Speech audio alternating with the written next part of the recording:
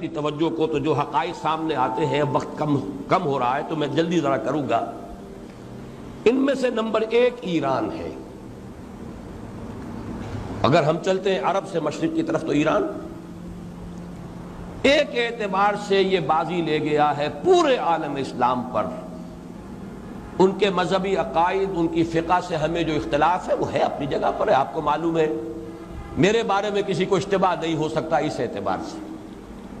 میری جس درجے دشمنی رکھی گئی ہے، جس طرح میرے سر کا جو ہے مطالبہ ہوتا تھا، دو ہی آدمی تھے پاکستان میں کہ جن کے سر مانگے گئے، ایک کراچی کے وہ شاہ بلیغ الدین صاحب اور ایک نے، تو اس حوالے سے وہ اپنی جگہ پر اختلاف ہے، لیکن اس حقیقت کا اعتراف کیے بغیر نہیں رہا جا سکتا پورے عالم اسلام میں یہ واحد مسلمان ملک ہے جس نے بہرحال اپنی شریعت، اپنے عقائد کے مطابق ایک مذہبی انقلاب برپا کیا ہے۔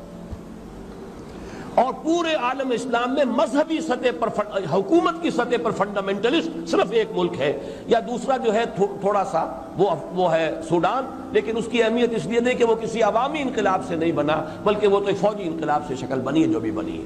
اللہ کرے اس میں استقامت ہو، اس سے یقینی کوئی نتیجہ برآمد ہو جائے۔ خبریں بھی اچھی آ رہی ہیں، لیکن میں تو دنیا کا جو پرسپیکٹو ہے اس کے حوالے سے عرض کر رہا ہوں کہ اس پہلو سے ایران ان کا ٹارگٹ ہے، ٹارگٹ نمبر 1 ایک خاص اعتبار سے۔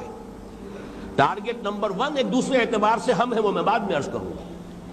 چونکہ حکومت کی سطح پر فنڈامنٹلزم ہے اور وہ آیا ہے ایک عوامی انقلاب کے نتیجے میں، پھر ان کے پاس تیل کی دولت ہے، اس کے خلاف اکنامک سینکشنز بھی ہو جائیں تو اگر لیبیا کھڑا ہو سکتا ہے تو بہرحال وہ بھی کھڑا ہو سکتا ہے، اور نقشہ وہ دنیا کو دکھا چکا ہے کہ لڑا دے ممولے کو شہباز سے، یہ نقشہ بھی اس نے دکھا دیا ہے۔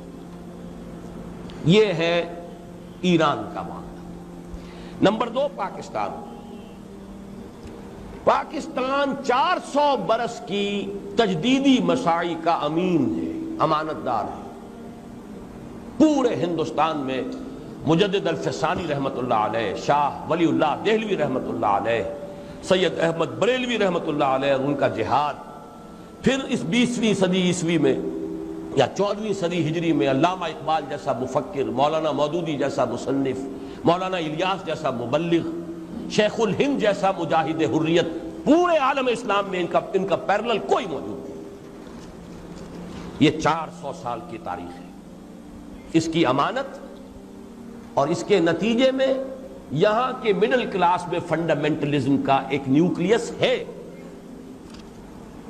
اگرچہ حکومت کی سطح پر کوئی پیش رفت نہیں ہو سکی آج تک، بلکہ اب تو پسپائی ہو رہی ہے، اب پیچھے ہٹ رہے ہیں۔ وہ ہمارے ان سیاسی جو بھی زعماء ہیں، جو جماعتیں ہیں، ان کی غلطی اور الیکشن ہی کو واحد میدان بنا کر اس کے اندر اپنا سارا وقت و توانائی اور قوتیں ضائع کر دینا، یہ ہے در حقیقت جس کا کہ یہ صدا مل رہی ہے کہ اس اعتبار سے تو پسپائی کی طرف ہے معاملہ، کسی پیش رفت کی طرف نہیں ہے۔ لیکن باہر والے تو دیکھتے ہیں نا کہ اندر کیا کچھ مواد موجود ہے۔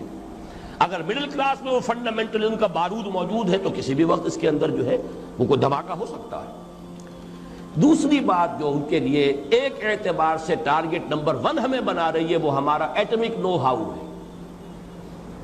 پورے عالم اسلام میں اور کسی کے پاس نہیں۔ اسلامی بم اگر بنے گا تو یہی بنے گا۔ یہ ہے مختلف اسباب جس کے بنا پر ایران اور پاکستان کو آپ بریکٹ کر لیجئے، یہ اس نیو ورلڈ آرڈر یا آج کی میری گفتگو کے حوالے سے یہودی اور عیسائی گٹھ جوڑ کا جو ٹارگٹ نمبر 1 ہے، ایک اعتبار سے ایران ہے، ایک اعتبار سے پاکستان۔